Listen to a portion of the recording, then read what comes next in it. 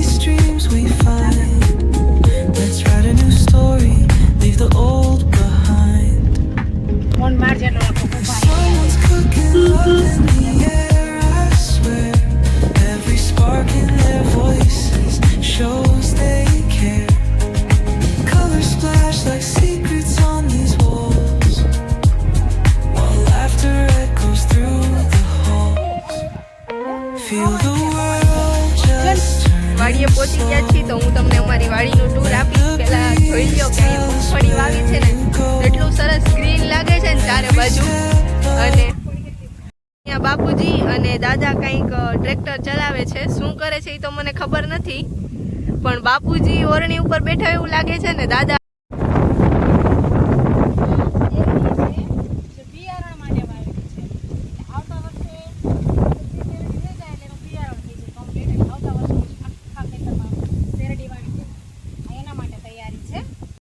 અમારે કૂવો છે તો આપણે કૂવામાં જોઈએ અત્યારે કેટલું પાણી છે. ઓલા અઠવાડિયે વરસાદ આવ્યો હતો એટલે બહુ કંઈ છે નહીં પાણી કૂવામાં, બહુ ઊંડું વયું ગયું છે. ને અહીંયા કિચન છે, અહીંયા રસોઈ બનાવે છે તે લોકો અને હું મળાવું. આ છે અમારી વાડીએ કામ કરે છે.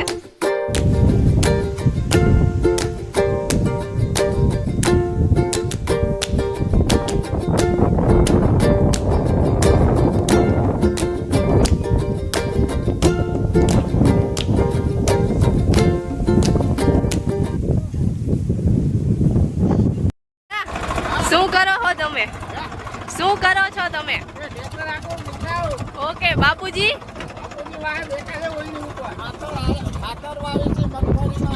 એવું હે? ઓકે, તો અહીંયા ખાતર વાવે છે.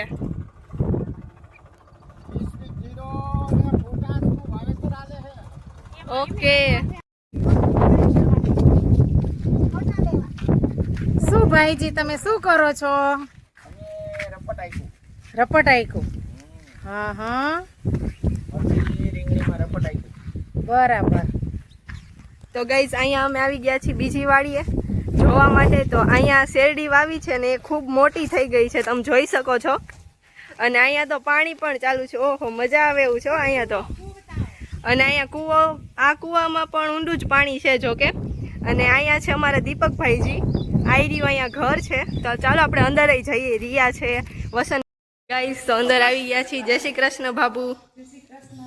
હાય સિસ્ટર. તો આપણે અહીંયા અંદર આવી ગયા છીએ. શ્રેય તો હોસ્ટેલમાં છે. હેમબા એરિયા આવ્યા. જય શ્રી કૃષ્ણ. જય શ્રી કૃષ્ણ. અને અહીંયા કારેલા છે, કારેલા અને મરચી છે. સરસ કારેલા વાવ્યા છે, મરચા, રીંગણા, બહુ સરસ કારેલા છે. જો ગાઈસ વાડીએથી આવીને પછી જમીને અમે સૂઈ ગયા હતા અને અત્યારે ઉઠીને બધા બેઠા છીએ. અને મમ્મી રસોડામાં કંઈક કરે છે તો આપણે જઈને જોઈએ કે મમ્મી શું કરે છે. તો મમ્મી તમે શું કરો છો? જો આજે રગડાનો પ્રોગ્રામ છે. પાઉં રગડો વિથ રગડા પૂરી. જો આ સાઈડ પૂરી છે, પાઉં છે, મસાલા સિંગ, પછી લીલી ચટણી છે, લસણવાળી ચટણી છે અને ગળી ચટણી છે, ઝીણી સેવ અને મસાલા સેવ. તો ગાઈઝ રગડો રેડી થઈ ગયો છે અને અમે જમવા બેસી ગયા છીએ. તો આજનો બ્લોગ હું અહીંયા જ એન્ડ કરું છું. બાય.